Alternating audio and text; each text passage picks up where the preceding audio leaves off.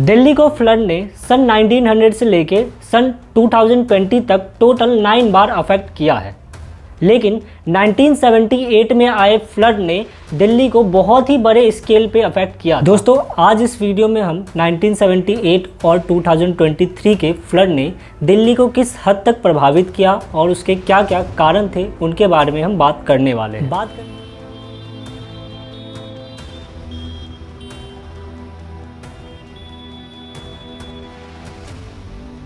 50 साल से मैं घर पर रहता हूँ। मैंने नहीं देखा था पानी कभी भी ज़िंदगी में। एक बार 78 में जब बाढ़ आई थी और ख़तरनाक बाढ़ थी, उस वक़्त गोल्डन टाउन के एक मंजिल पूरी डूब गई थी। लोहा के बिस्तर, चारपाई सब तैर के से जा रहे थे।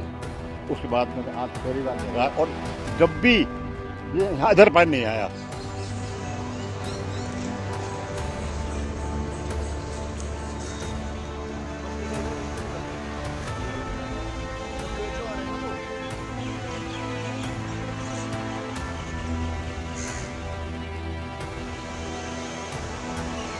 हमने इंडियन आर्मी की भी इंजीनियरिंग विंग से बात की है, उनकी भी टीम आ रही है अगर कुछ सपोर्ट प्रोवाइड कर सकते हैं। एनडीआरएफ की भी टीम यहाँ पे मौजूद है कि अगर कोई भी वर्कर्स जो यहाँ पे काम कर रहे हैं, क्योंकि सब लोग पानी में खड़े होकर काफ़ी गहराई में काम कर रहे हैं एक तरह से बैरियर क्रिएट करने के लिए, तो एनडीआरएफ भी सपोर्ट के लिए मौजूद है। बात करें 1978 के फ्लड के बारे में, तो उस वक्त दिल्ली में यमुना रिवर का वाटर लेवल 207.49 मीटर को टच कर गया था, जो डेंजर मार्क से 2.66 मीटर ज़्यादा था। 1978 के फ्लड ने दिल्ली के लाखों लोगों के घरों को तबाह कर दिया था और उन्हें कुछ ही पलों में घर से बेघर कर दिया था।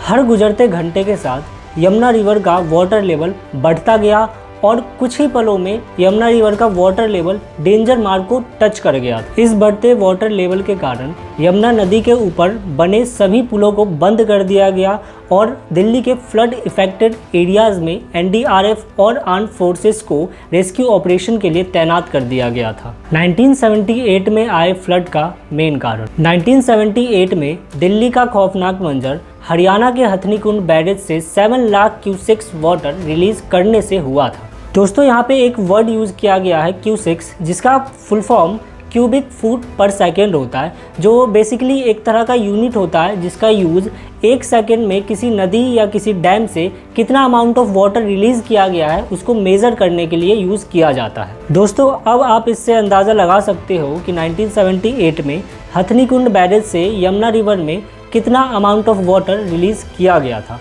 अगर हम इसको कैलकुलेट करें तो ये लगभग 1,98,24,000 लीटर निकल के आता है। ये था 1978 में आए फ्लड का मेन कारण। और दोस्तों, अगर हम 2023 में आए फ्लड के बारे में बात करें तो आज 45 साल बाद भी दिल्ली में आए फ्लड का मेन कारण हथनीकुंड बैरेज को ही ठहराया जा रहा है। हथनीकुंड बैरेज के साथ साथ इसके और भी कई कारण हैं जिसके बारे में हम आगे वीडियो में बात करने वाले हैं। अभी के लिए हम हथनीकुंड बैरेज के बारे में बात करते हैं। हथनीकुंड बैरेज कई डिकेड से हरियाणा की यमुना नगर में सिचुएटेड है और लगभग पंजाब, हरियाणा और दिल्ली में आए फ्लड का मेन कारण हथनीकुंड बैरेज ही होता है। ऐसा क्यों? इस सवाल का जवाब जानने के लिए हमें हिमाचल प्रदेश और उत्तराखंड जाना पड़ेगा। गाड़ी स्टार्ट कर। हर साल उत्तराखंड और हिमाचल प्रदेश में मानसून जुलाई से सितंबर तक रहता है और इस बार मानसून की वजह से हिमाचल प्रदेश और उत्तराखंड में बहुत ज़्यादा हैवी रेनफॉल हुआ है और कई जगह पे बादल भी फटे हैं, जिस वजह से हिमाचल प्रदेश और उत्तराखंड को फ्लड का सामना करना पड़ा। और इस फ्लड में हिमाचल प्रदेश गवर्नमेंट को लगभग 8,000 करोड़ का नुकसान भी हुआ है। हिमाचल प्रदेश और उत्तराखंड में हैवी रेनफॉल के कारण हथनीकुंड बैरेज में बहुत ज़्यादा वाटर लेवल बढ़ गया, जिस कारण से हरियाणा गवर्नमेंट को हथनीकुंड बैरेज को खोलना पड़ा।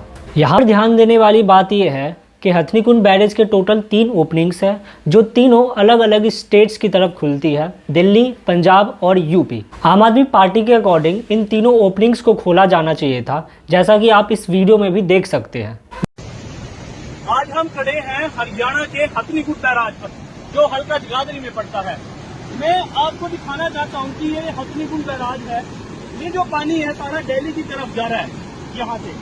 साथ ही मैं आपको दिखाऊंगा कि यहाँ पे इससे एक पानी और डाइवर्ट किया जा सकता है। ये जो पानी है ये यूपी की साइड, कानपुर साइड एक नहर जाती है, तो उसमें ये डाइवर्ट किया जा सकता है। सारा पानी दिल्ली की तरफ जा रहा है। अब मैं आपको हम देखते हैं कि क्या इधर जो सहारनपुर की तरफ यूपी में जो नहर जाती है, उसमें भी सहारनपुर यूपी को ये नहर जाती है साथ में, जो हमने आपको दिखाया था। 14 जुलाई फ्राइडे के दिन मैं यहाँ खड़ा हूँ सुबह। अब आप देखिए ये नहर बिल्कुल ही सूखी है। जब हमने लोगों से पता किया तो वो कह रहे हैं कि अमूमन इस नहर में पानी चलता है, पर पता नहीं 2-3 फ्लड की वजह से सारा पानी दिल्ली की तरफ डाइवर्ट किया गया है। कोई भी पानी यूपी की साइड नहीं छोड़ा गया। अब मैं आपको वो फ्लो दिखाता हूँ जो दिल्ली की साइड जा रहा है। इस साइड से मैं आपको फ्लो दिखा सकता हूँ। ये सारा यूपी की साइड ये है, ये सारी नहर। लेकिन हरियाणा गवर्नमेंट ने इन तीनों ओपनिंग्स के बजाय दिल्ली साइड वाले ओपनिंग्स को खोला, जिसकी वजह से दिल्ली के यमुना रिवर में 3.6 लाख क्यूसेक्स वाटर रिलीज कर दिया गया। इस वजह से यमुना का वाटर लेवल 208.28 मीटर को टच कर गया, जो डेंजर लेवल से 3.28 मीटर ज़्यादा था। अगर इसे 1978 के फ्लड के साथ कंपेयर करें तो 2023 में सिर्फ 3 लाख क्यूसेक्स वाटर ही रिलीज़ किया गया था। इसके बावजूद भी 2023 में सिचुएशन 1978 जैसा बन गया।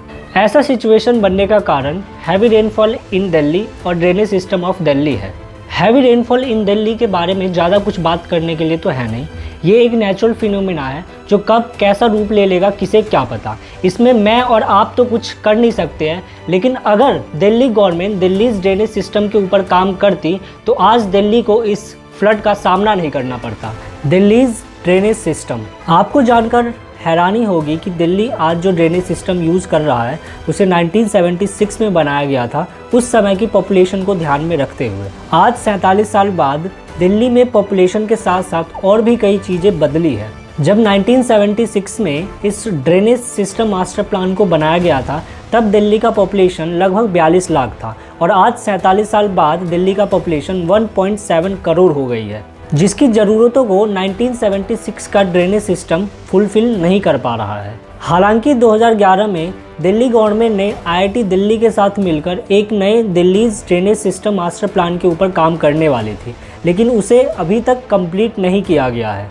हाल ही में IIT दिल्ली के सिविल डिपार्टमेंट ने एक रिपोर्ट जारी किया है जिसमें 1976 के ड्रेनेज सिस्टम के प्रॉब्लम्स के बारे में बताते हुए कहती है कि दिल्ली के ड्रेनेज सिस्टम का मेन प्रॉब्लम उसका डिज़ाइन है। आगे बताते हैं कि डिज़ाइन में काफ़ी ऊबड़ खाबड़पन है और कई जगह पे ड्रेनेज का स्लोप नीचे जाने के बजाय ऊपर जा रहा है, जिसके कारण वाटर का नेचुरल फ्लो डिस्टर्ब होता है और इसी कारण कई जगह पे वाटर लैगिंग का प्रॉब्लम भी देखने को मिलता है। और इस प्रॉब्लम से निपटने के लिए दिल्ली गवर्नमेंट वाटर पंप का यूज़ करती है, जिसे आपने कभी न कभी देखा ही होगा। NGT ने अपने एक रिपोर्ट में बताया है कि दिल्ली में टोटल 201 ड्रेनेज की ज़रूरत है, लेकिन करंटली दिल्ली के पास सिर्फ 183 वर्किंग ड्रेनेज है। साथ ही दिल्ली गवर्नमेंट ने सीवेज और रेन वाटर ड्रेनेज सिस्टम को एक में ही मर्ज कर दिया है, जिसे कायदे से अलग अलग होना चाहिए था। दोस्तों, इन्हीं सब कारणों की वजह से दिल्ली को हर 10 साल में वाटर लैगिंग और फ्लड जैसी समस्याओं का सामना करना पड़ता है।